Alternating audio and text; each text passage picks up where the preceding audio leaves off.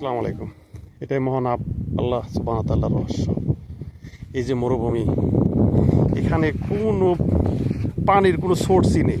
দেখেন, পানির কোনো সোর্স নেই। পানির কোনো সোর্স নেই। পানির কোনো সোর্স আছে, সেইখানেও এই গাছগুলো কি সবুজ।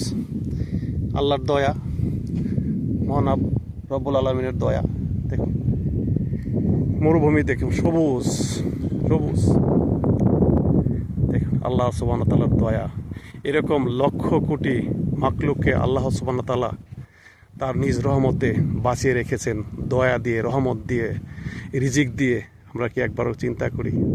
আমরা যারা হতাশায় ভুগি, নিরাশায় ভুগি, তাদের প্রতি আমার এই পাপী বান্দার নিবেদন, হতাশ হবেন না, আল্লাহর কাছে সাহায্য চান।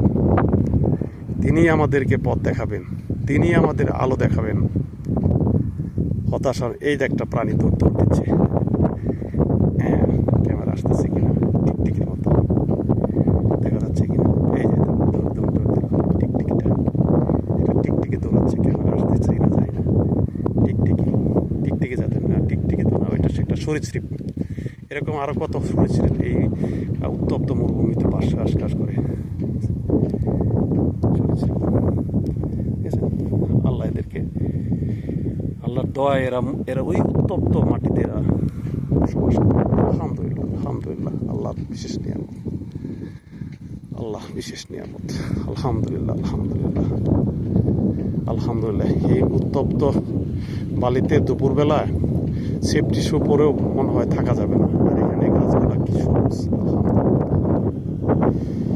আল্লাহর দয়া, আল্লাহর রহমত। কিন্তু আমরা আসলে পাপী বান্দা, শুকরিয়া আদায় করি না। এটা হচ্ছে আমাদের শুকরিয়া আদায় করতে হবে। আলহামদুলিল্লাহ।